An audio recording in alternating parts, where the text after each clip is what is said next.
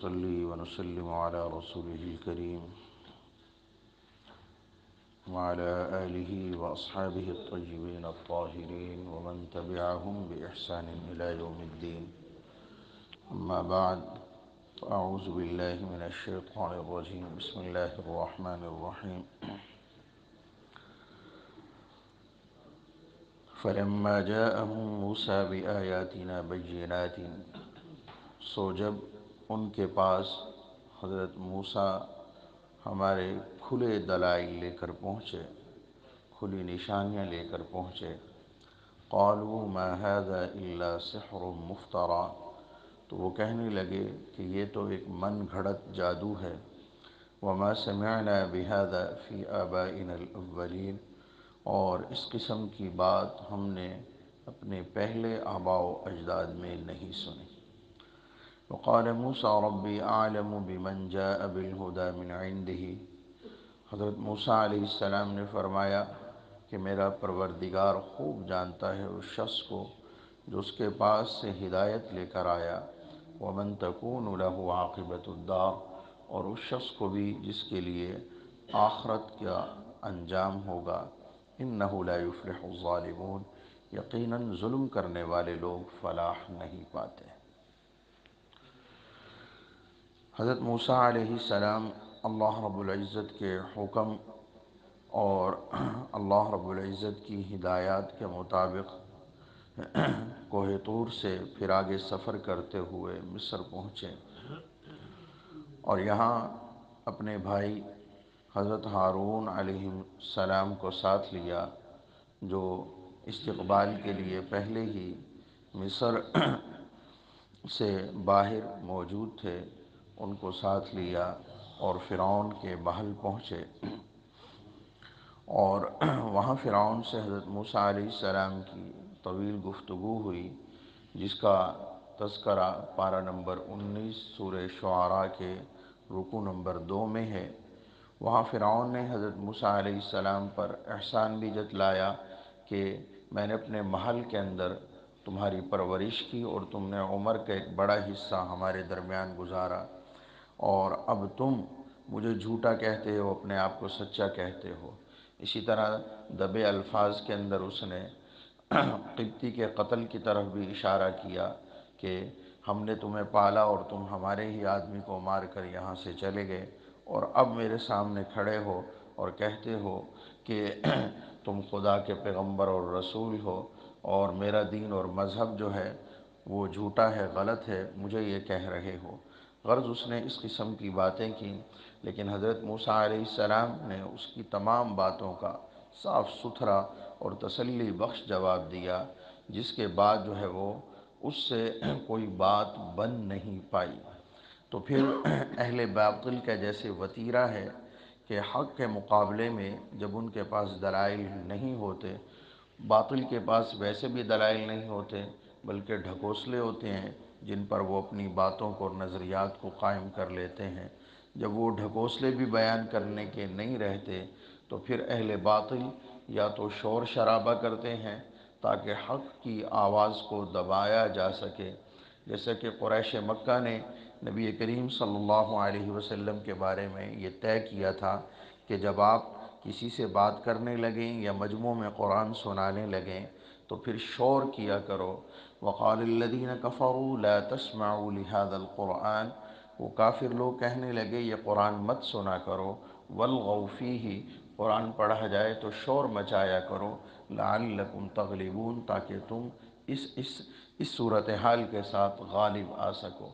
تو اہل باطل یا تو شور کرتے ہیں یا پھر جو ہے بہتان ترازی، الزام تراشی شروع کر دیتے ہیں، جیسا کہ قریش نے نبی کریم صلی اللہ علیہ وسلم پر الزام لگائے، کبھی کہتے کہ یہ جادوگر آدمی ہے، اس کی بات مت سننا ورنہ اس کے سحر کے اندر مبتلا ہو کر تم خاندان اور بیوی بچوں تک کو چھوڑ جاؤ گے، اور کبھی کہتے یہ تو ایک دیوانہ آدمی ہے، دیوانوں کسی جیسی باتیں کرتا ہے، لہذا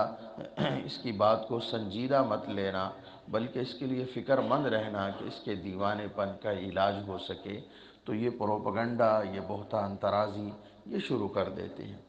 تو حضرت موسیٰ علیہ السلام نے جب فرعون کے سامنے اللہ کی بات رکھی، اللہ کا پیغام رکھا، اور اسی کے ساتھ ساتھ اپنے نبی اور رسول ہونے کے معجزات پیش کیے، اب فرعون کے پاس ان ساری باتوں کا جواب تو نہیں تھا، اور فرعون کو یقین بھی ہو چکا تھا کہ واقعتاً حضرت موسیٰ علیہ السلام سچے ہیں، جیسا کہ سورہ نمل پارہ نمبر 19 کے پہلے رکوع کے آخر میں تصریح ہے، وَجَحَدُوا بِهَا وَاسْتَيْقَنَتْهَا أَنفُسُهُمْ ظُلْمًا وَعُلُوًّا، کہ فرعون اور اس کے سرداروں نے ظلم اور سرکشی کی وجہ سے حضرت موسیٰ علیہ السلام کی بات کا انکار کیا،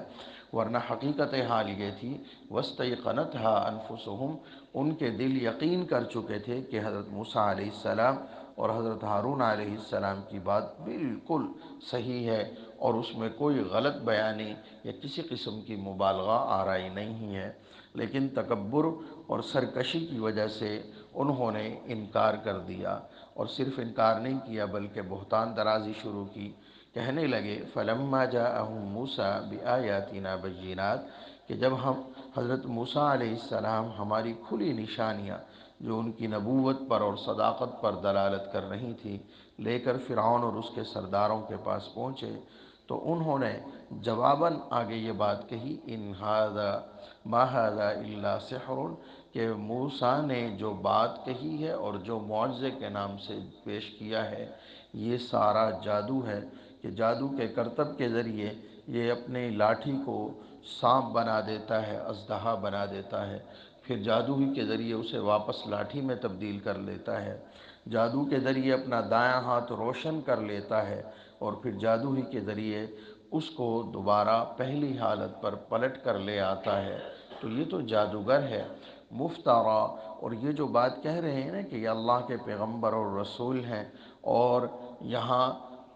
کوئی خدا کی ذات بھی موجود ہے، یعنی فرعون کہتا تھا کہ میرے علاوہ بھی خدا کی ذات موجود ہے جو یہ کہہ رہے ہیں، تو یہ بات ساری من گھڑت ہے، غلط ہے، کوئی خدا نہیں ہے، اور نہ ہی اس کے پیغمبر اور رسول ہیں، اور جو کچھ یہ باتیں کہہ رہے ہیں سب ان کی من گھڑت ہیں، ان کا حقیقت سے کوئی تعلق نہیں۔ تو اس نے یہ حضرت موسیٰ علیہ السلام پر ساحر ہونے کا اور مفتری ہونے کا، یا دوسرے الفاظ میں کہہ لیجئے جھوٹا ہونے کا الزام لگایا، اور ساتھ ساتھ یہ بات بھی کہی وَمَا سَمِعْنَا بِهَذَا فِي آبَائِنَا الْأَوَّلِينَ، کہ ہم نے یہ بات اپنے پہلے آباء و اجداد میں نہیں سنی کہ کوئی خدا اور بھی ہے اور وہ دنیا میں اپنے پیغمبر بھیجتا ہے، یہ بات ہم نے نہیں سنی۔ اہل باطل کے پاس جو دلیلیں ہوتی ہیں وہ دو ہی ہوتی ہیں، اپنی کوئی بات ثابت کرنی ہو تو یہ ان کے پاس یہی دلیل ہوتی ہے انا وجدنا آباءنا علی امہ و انا علی آثارہم مقتدون، کہ ہم نے اپنے آباء و اجداد کو ایک طریقے پر، ایک نظریے پر پایا تو ہم اسی نظریے کی اور طریقے کی پیروی کرنے والے ہیں۔ یہ اہل باطل کے مذہب کی سب سے بڑی اور سب سے مضبوط دلیل یہی ہوتی ہے کہ بس جی باپ دادا کو اسی طرح کرتے ہوئے دیکھا ہے تو وہ عقل مند انسان تھے، بڑی سوجھ بوجھ والے تھے، تو ہم اسی طرح کر رہے ہیں، ان کی ساری باتیں ٹھیک ہیں، یہ ان کی دلیل ہے۔ اور دوسرے کے انکار کے لیے ان کے پاس جو بات ہوتی ہے وہ یہی کہ تم جو کچھ باتیں کہہ رہے ہو وہ ہم نے اپنے آباء و اجداد سے نہیں سنی، جب نہیں سنی تو وہ غلط ہے۔ تو ان کے صحیح اور غلط ہونے کا معیار یہ آباء و اجداد ہی کی باتیں ہیں۔ قرآن کریم نے اس کی بڑی مضبوط انداز میں تردید کی، فرمایا اولو کان آباؤہم لا یعقلون شیئا ولا یہتدون، کہ تمہارے آباء و اجداد کو جب دین کی کوئی عقل نہ ہو، سوجھ بوجھ نہ ہو، اور نہ ہی وہ ہدایت یافتہ ہوں، تب بھی ان کی بات مانو گے؟ آباء و اجداد کی بات تو اس وقت لی جاتی ہے جب کہ وہ ہدایت یافتہ ہوں، عقل کو استعمال کرنے والے ہوں، جیسے حضرت یوسف علیہ السلام نے فرمایا تھا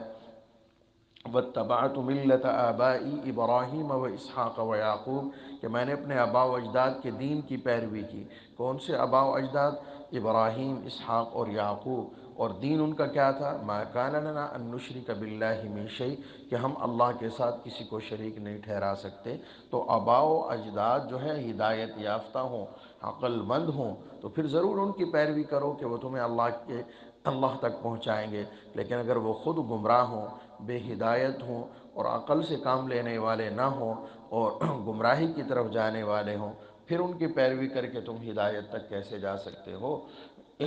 آباء و اجداد کی پیروی کرنا یہ کوئی دین کی دلیل نہیں ہے۔ ہاں، ہدایت یافتہ آدمی کی پیروی کی جائے۔ وَاتَّبِعْ سَبِيلَ مَنْ أَنَابَ إِلَيْهِ، سورہ لقمان رکو نمبر 2 میں ارشاد ہے کہ جو اللہ کی طرف رجوع کرے، جو اللہ سے تمہیں ملانے والا ہو، اس کی پیروی کرو، بے شک چاہے وہ آباء و اجداد میں سے ہو یا آباء و اجداد میں سے ہٹ کر ہو۔ ہدایت یافتہ آدمی کی پیروی کرنے کا اور ہدایت یافتہ آدمی کی صحبت اختیار کرنے کا حکم دیا گیا۔ یا ایھا الذین آمنوا اتقوا اللہ وکونوا مع الصادقین، اے ایمان والو اللہ سے ڈرو اور سچے لوگوں کے ساتھ رہا کرو۔ تو سچے لوگوں کے ساتھ، ہدایت یافتہ لوگوں کے ساتھ رہنے کا اور ان کی پیروی کرنے کا حکم دیا گیا ہے، چاہے وہ آباء و اجداد میں سے ہوں، چاہے وہ رشتہ داروں میں سے ہوں، اور چاہے وہ عام لوگوں میں سے ہوں۔ لیکن گمراہ شخص جو ہے وہ اس کی پیروی کرنے سے اور اس کی بات ماننے سے منع کیا گیا ہے، بلکہ والدین بھی ہوں تب بھی منع کیا گیا ہے۔ کھلے الفاظ میں کہا گیا وَإِن جَاهَدَاكَ عَلَىٰ أَن تُشْرِكَ بِي مَا لَيْسَ لَكَ بِهِ عِلْمٌ فَلَا تُطِعْهُمَا، اگر تمہارے ماں باپ تمہیں غلط بات پر مجبور کریں، شرک پر مجبور کریں، تو ان کا کہا مت ماننا، ان کی پھر تم نے فرما برداری نہیں کرنی۔ تو بہرحال یہ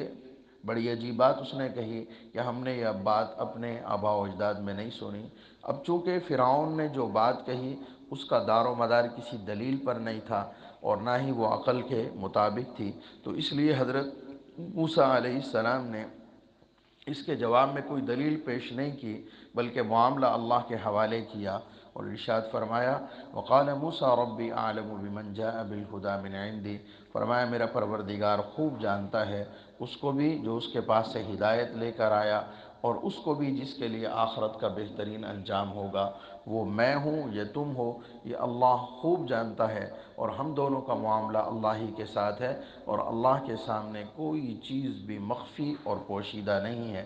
میرے سچا ہونے کو اللہ جانتا ہے، تمہارے جھوٹا ہونے کو اللہ جانتا ہے، تمہارے ظالم ہونے کو اللہ جانتا ہے، میری قوم کے مظلوم ہونے کو اللہ جانتا ہے، اور پھر تم اللہ کے پیغمبر اور رسول کی بات کو جھٹلا کر اور اس پر الزام لگا کر اور زیادہ ظلم کر رہے ہو۔ اور یاد رکھنا انہ لا یفلح الظالمون، کہ ظالم لوگ کبھی بھی کامیاب نہیں ہوتے، ان کا انجام ہمیشہ خراب ہوتا ہے۔ اور تم نے تو کتنی طرح کے ظلم کیے، تم نے بنی اسرائیل کو غلام بنا کر ان کے بچوں کو قتل کر کے حقوق اللہ کو ضائع کیا، تم نے پیغمبر کی بات کو، ایک نہیں دو نبیوں کی بات کو رد کر کے تم نے حقوق اللہ کو پامال کیا، تم ہر اعتبار سے ظالم ہو، تو کامیابی تمہارے قریب بھی نہیں پھٹکے گی۔ کامیاب وہی ہوگا جس نے اللہ اور اللہ کے رسول کی اطاعت کی اور ان کی بات مانی، اور اس سے ہٹ کر جس نے جو راستہ بھی اختیار کیا اور جو کوئی طرز عمل اس نے اپنایا، تو کامیابی نہیں ناکامی اس کا مقدر ہوگی، اور تم ناکامی کے راستے پر چل رہے ہو۔ اللہ رب العزت ہم سب کو حق پر قائم دائم رہنے کی اور باطل سے الگ ہونے کی اور بچنے کی توفیق نصیب فرمائے۔